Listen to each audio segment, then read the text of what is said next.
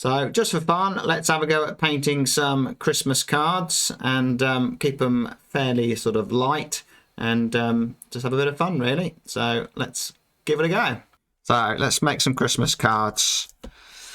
A few members have been sharing them recently, so I thought let's join in the fun.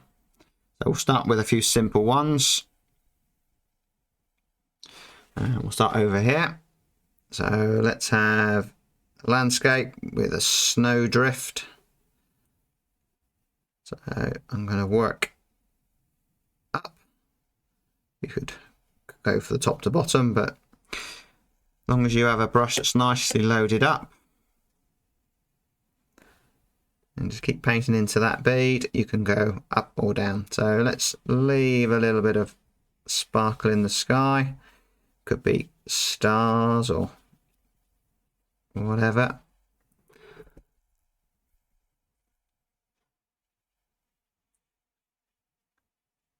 And have too many than you think you need, and then you can just take some away. That'll do. And some neutral tints. That was just ultramarine blue with a bit of red in it, maybe, just to make us a nice sort of purpley sky. And now if I take some neutral tint, and not too watery, let's just perhaps put some trees, wet into wet. And we want to make sure we keep that crisp edge. My board's at a 30-degree angle, so I don't have to paint right down because it'll all just come down to that dry edge anyway. So there's some trees there, maybe a few that side, just to frame the scene. And obviously, you just do a variation of this. It doesn't have to be exactly the same.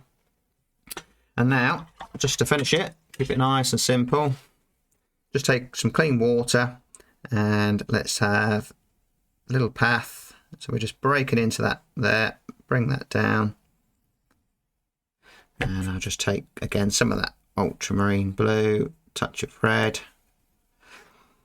And then just pop that in there, just a few little marks. It's the little path that takes us through the scene, maybe a few little darker bits on those snowdrifts. And I'll just clean my brush off, take off most of the moisture, and just throw a bit of water on there just to soften it, keep that soft edge. But make sure we got plenty of white paper showing. And that's it. That's your first one. So let's have a go at another scene. Maybe let's go for a cooler sky. So perhaps a scene during the day. So perhaps some cerulean blue. Still going to go for snow. So this is more of a portrait orientation. So there's the snow. Again, a little bit of sparkle in the sky. And some cobalt blue, some trees off in the distance, so keep it nice and cool off in the distance. Wet into wet. And we're painting atmosphere.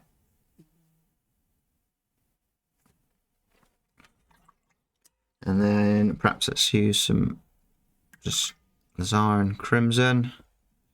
Let's just drop a bit of warmth along the base there, and I've got a bead there. If I just bring that down, create the illusion of snow. Make sure again we've got to have a lot of white paper left behind.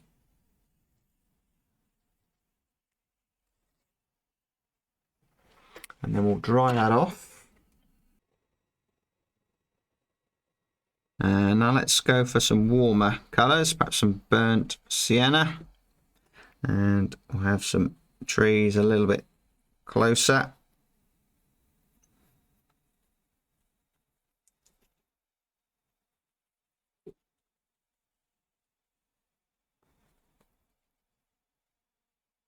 I'm just using this round sable brush, or sable blend it is, just to create that illusion of the trees. And I'm trying to create a bit of an opening here. Perhaps we'll have a figure walking his dog in the snow. And then slightly warmer, some pyrrole orange, touch of red. So we're increasing the strength of paint also as we get closer. And darker. Maybe. Again, I just take my damp brush. We need to anchor these shapes. Add a bit of water on there as well. Let's just let it run down.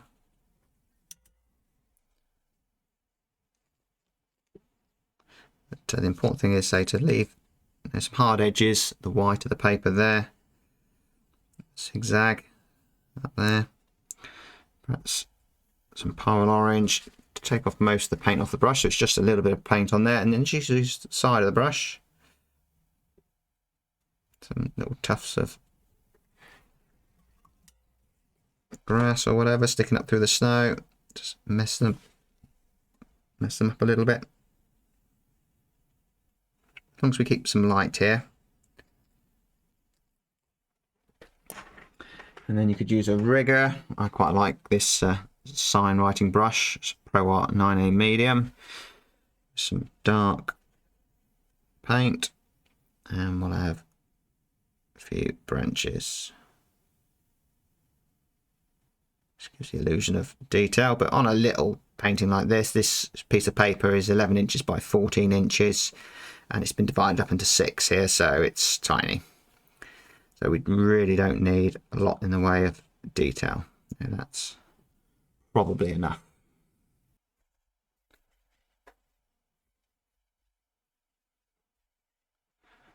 I'm using the Skoda Perla there, size 14, so it's not a small brush, but it's got a nice point on it. So the figure can be, got a little highlight there, so that's quite nice. It'll make him stand out more.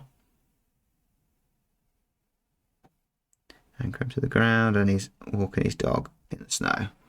We've got a pond not far from where we are, and if it was to snow, we'd have some nice reflections in there. So let's just go for a grey scene. So mix all your primary colours together and you'll get grey. So perhaps let's have, there's the horizon.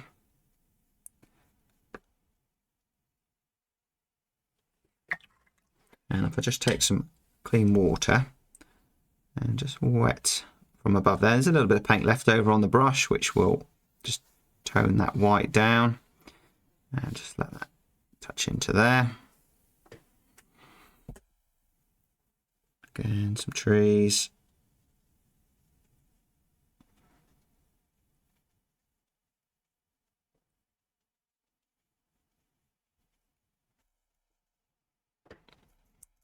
Go slightly darker. I'm going to keep it all fairly cool.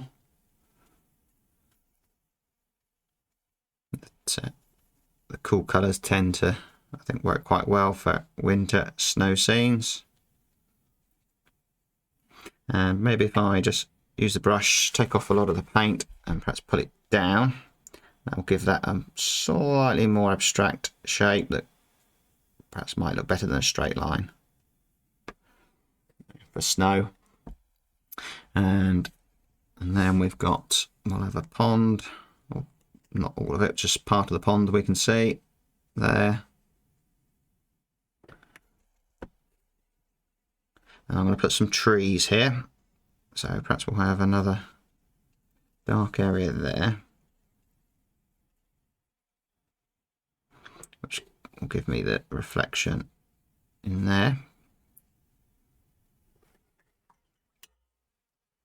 And I'll just use water, but I want to keep the light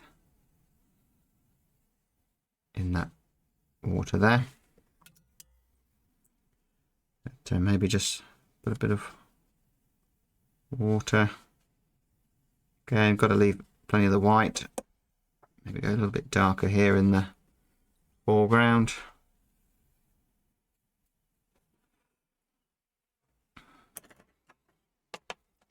Dry that off.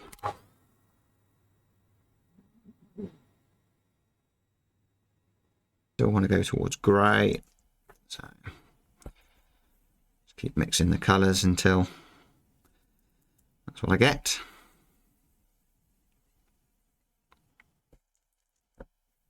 But, slightly thicker, stronger paint, that looks good. So we'll have, again, another lot of trees here. You're going to give me a dark in there, dark along the bank. Again, I'll take this sign writing brush and we'll have some trees going up there.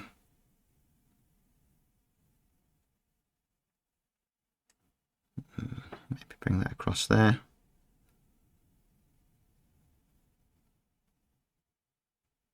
Just use the side of that brush, so I'll create this. I think probably need a little bit of something there. Reload the brush. I'm sure I've probably done a Seago painting similar to this. And I think that quite often happens. You paint something and then you almost remember how to do it, and you can do similar things, just variations of it. So let's just use some water. Pull that across there. Let it run down. And now we need some reflections, because what's happening there.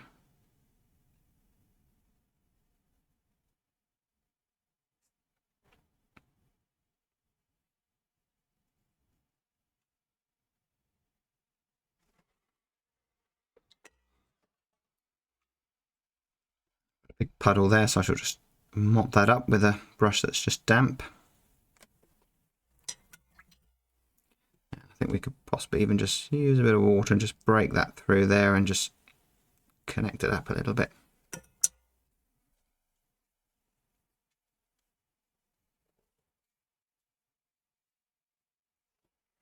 Lift out a little bit of the highlight. So it might help you to maybe do a little bit of a drawing on this one, but just keep it simple. There's that little hill, and we can just have a very basic house, barn or something on the hillside there.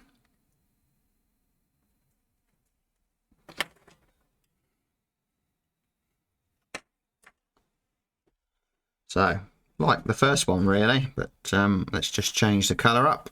Let's go for quite a dramatic sky. We'll perhaps have red in the middle, go more of a blue at the top, let it run down and mix, and let's try a yellow. That's quite muddy looking, but hey, let's see what happens. And around the top of the barn, because we want the white of the paper there.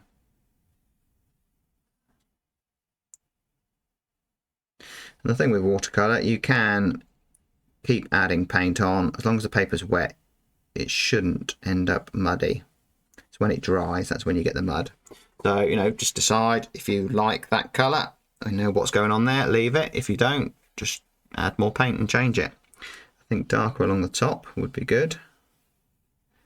Maybe just drag some of that down just to perhaps make it slightly darker, make it look more like snow. And then I'll use the paint that's on the brush there to paint the side of the building, leave a little bit of a gap there where the snow is sitting on the rooftop.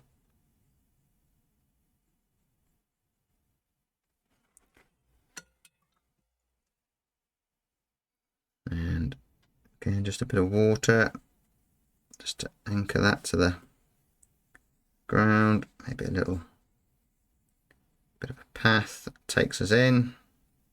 I say very similar to the other scene really.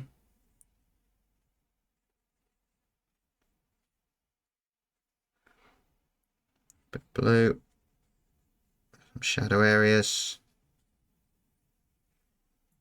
and throw some water on it. As long as we keep plenty of white.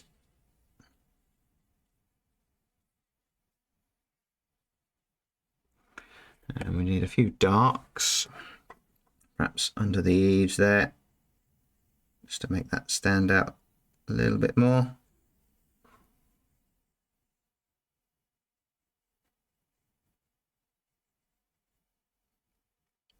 Make a little bit more of that path.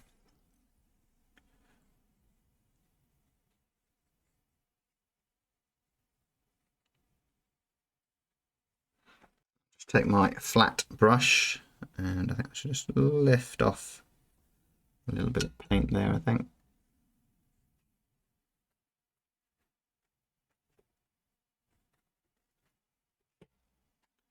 Same there, and I just rinse my brush off, just dry it off, but it's best not to mess about and play with it too much. Might dry that and perhaps put some people sledging down there. Again, let's keep it simple. Now, I've got no idea how to paint people sledging down the hill, but some figures standing on the top there. Children, maybe. And their friend on the sledge, where they've just sent him down with some tracks. Someone else standing there, ready to, waiting to go down. And they've been obviously doing it all day, so there's lots of tracks getting bigger as they go.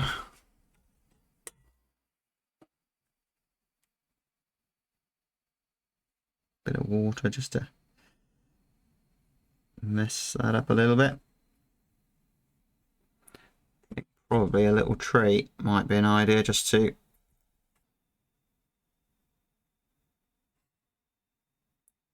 act as a bit of a stop there. Again, just a bit of water, anchor that to the ground. Could even maybe throw a bit of an imaginary shadow across. And just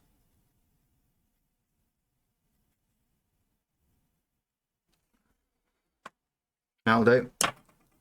Last year, Aquarelle and Pencil, where I buy my paints from in France here, sent me this Christmas tree green. So let's have a go at painting the Christmas tree.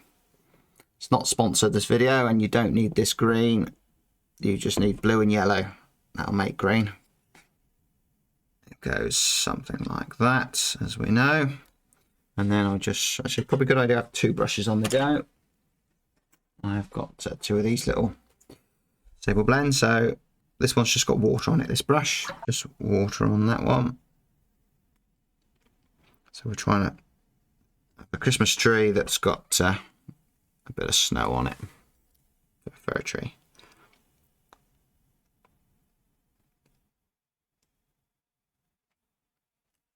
Back to the water. How's it going to get bigger as we get towards the base? So from the point of view of quite a cool green, that is. So I just add a bit of yellow just to warm it up a little bit, I think. A combination of both.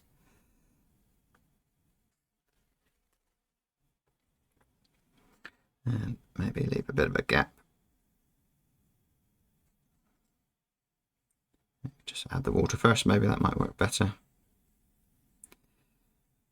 It'll be quite a short tree, I think.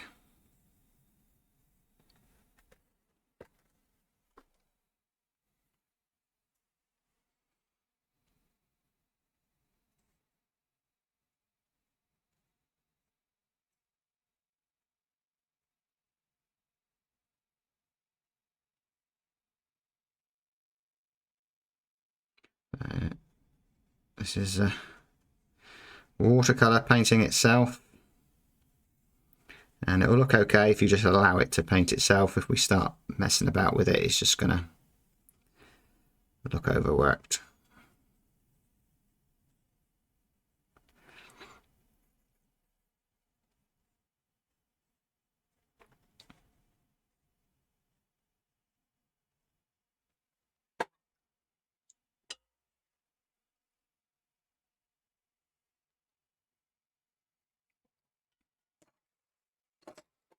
So let's dry that off and we'll just try something. So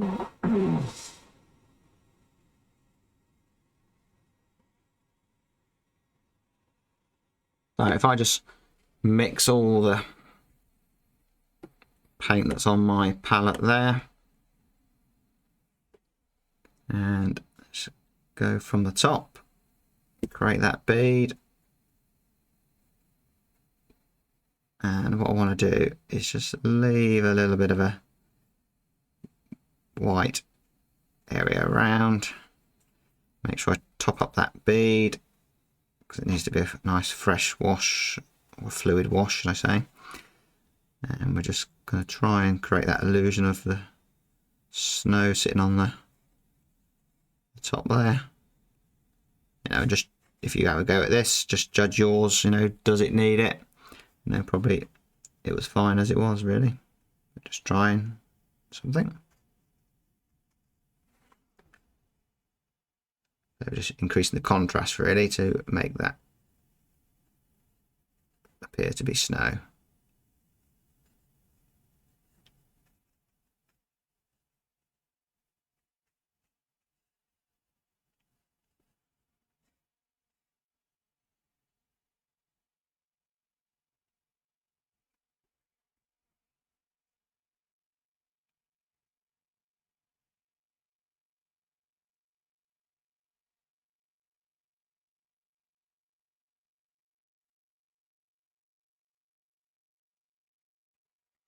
And while we've got damp paper there,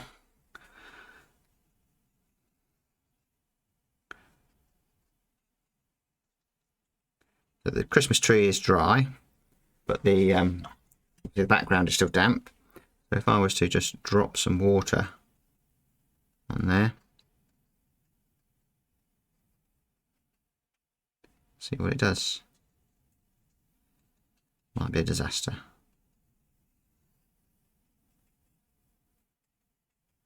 And you can do things like add salt and things like that to make effects on there. I've done that in the past with Christmas cards, but I haven't got any salt to hand. But you know, you could try that if you wanted to.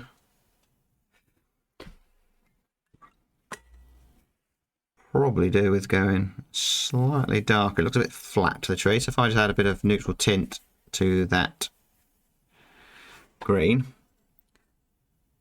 and just carefully put in a few darker areas.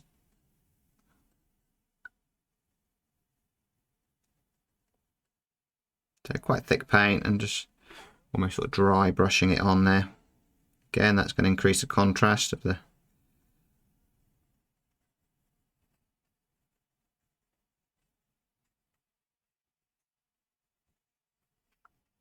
dark and the light, the white there. And just take a damp brush, and some of that does run into the background. The background's still very wet, and that's okay.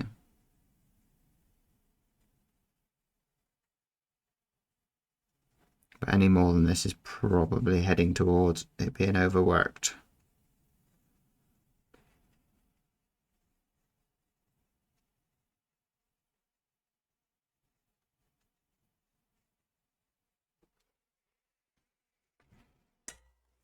Right, last one. I think once that's dried, maybe I'll put some baubles and a star on it or something. It looks a bit not particularly exciting. So let's do a snowman. So we've done some landscapes, some serious ones. Let's do a snowman. So we'll have his head. So just a circle with water and a bit of blue into that red. So decide which direction the light is coming, which I'll say is coming in from this way. So there's the shadow part, and then we'll have a bigger circle for his midriff, which again, put that in there, and then this body there.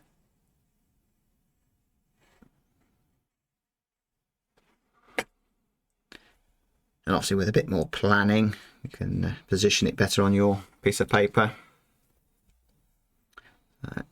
This is all very watery, so it's going to fade to pretty much nothing. So I shall go over this again. It'll be too weak. Blue, maybe a touch of red.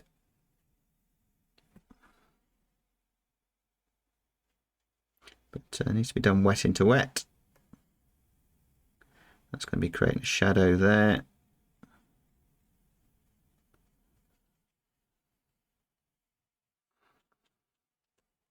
This is all good practice for painting wet into wet. And we can anchor him to the ground with just a little bit of water.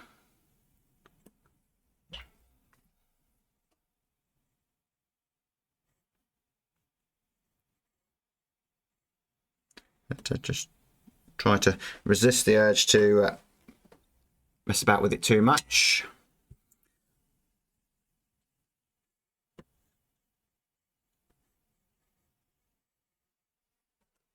Dry that off.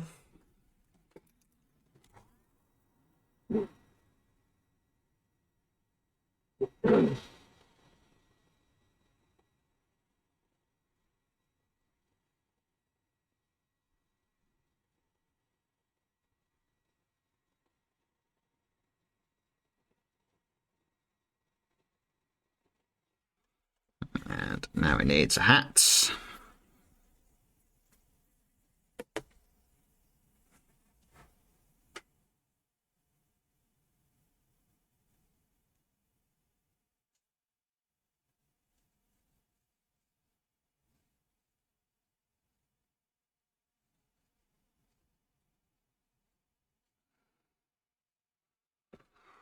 Something like that.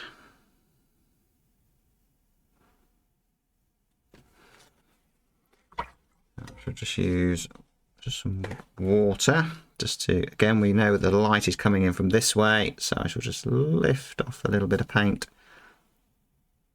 on that side and just use water on the front of the hat there, and then take some neutral tint into that mix there, and the back of the hat is going to be darker, and there'll probably be a shadow on the back of the hat there.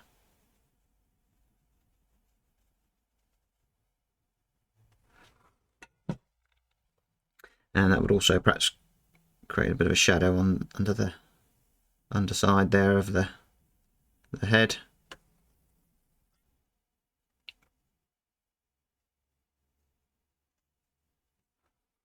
It's all a little bit damp here, so that's fine. And I'm going to put the eyes in while it's damp, but it's just using very thick paint. So we'll have him an eye there, his mouth.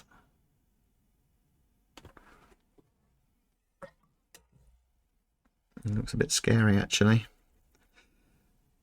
And obviously it's carrot for a nose.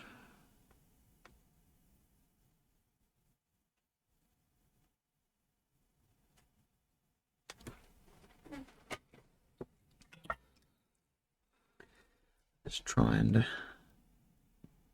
more of a cheerful smile.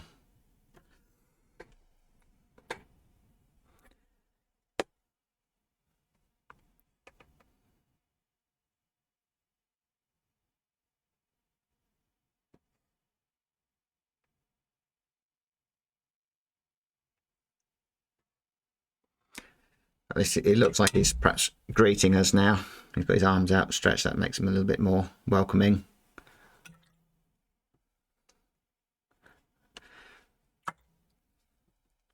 That's just for fun.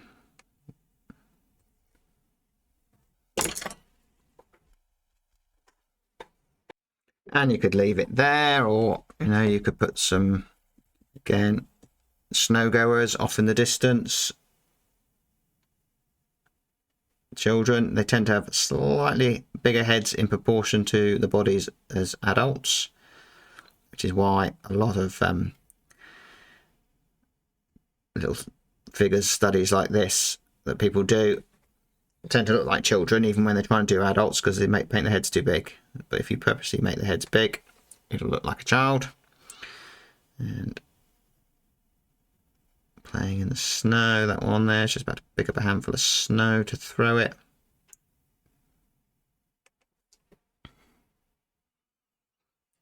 Maybe there's a snowball fight going on over here.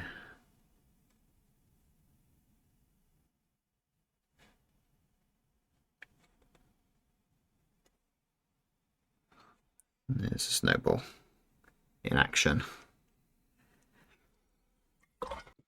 And I've got some gouache paints here. And those of you who follow my new channel, I've been sharing a few time-lapse gouache paintings. Links in the description if you want to follow that channel. But just for fun, let's just use a little bit of gouache for opacity, and we'll give him a scarf. Might make him look a bit more cheery.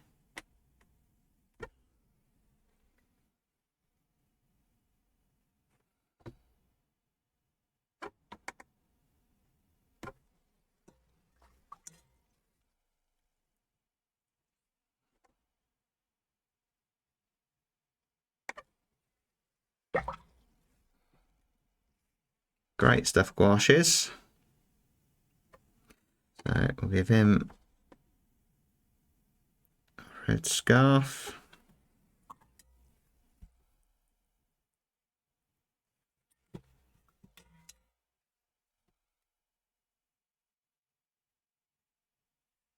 Maybe it's the sister here.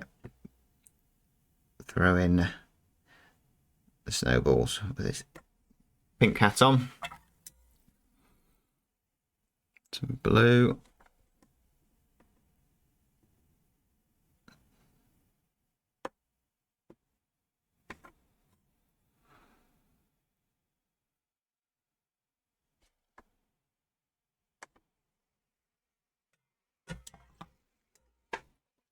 And you don't really need to do any more than that to these figures, I don't think. You know, it tells a story, but if you want to put some faces on them, we could. Should have gloves on.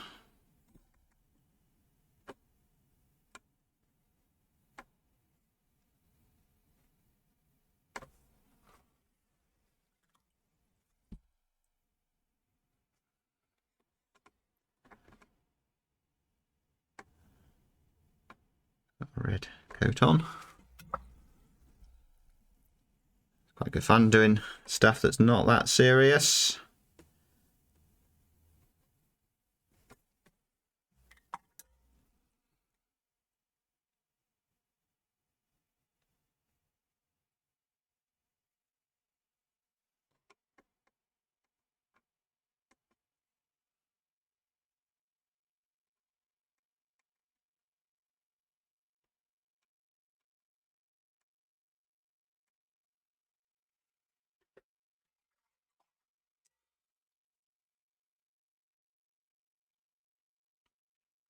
And I think the Christmas tree needs a little bit of something.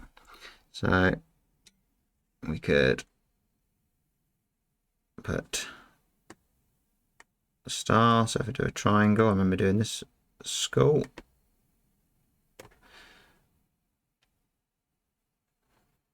And then another triangle upside down. Something like that. Well, we've got the yellow.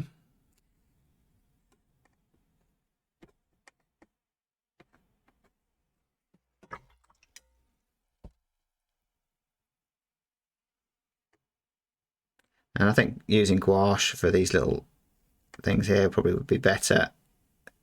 Or if you're using watercolor, you know, just straight from the tube. Don't add any water to it because it'll just look weak and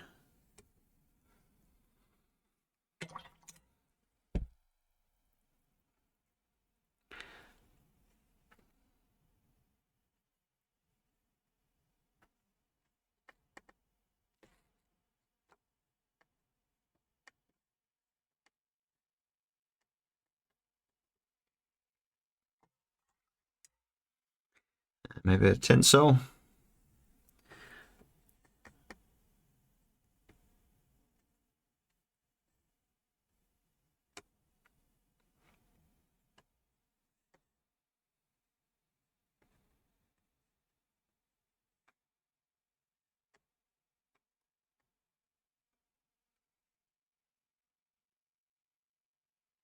So what do we got?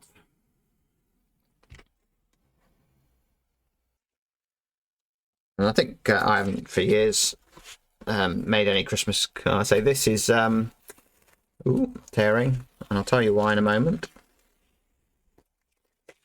You can, I think you can buy pre-made Christmas cards, or you can paint on, or you can cut these out and stick them on, or something maybe. Not sure that's how you do it, but the reason the paper was tearing there because it's not 100% cotton saunders and water that I normally paint on.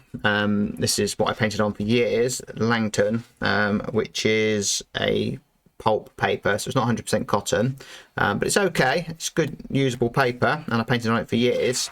It's nowhere near the quality of Saunders and Waterford 100% cotton paper, or the Archer's 100% cotton paper. So I would certainly recommend move over to the 100% cotton papers as soon as you can, if you're not already. But for this little exercise, it was fine. As you can see, the watercolor effects were fine. It's, you know, it is a good paper, but not as good as 100% cotton paper.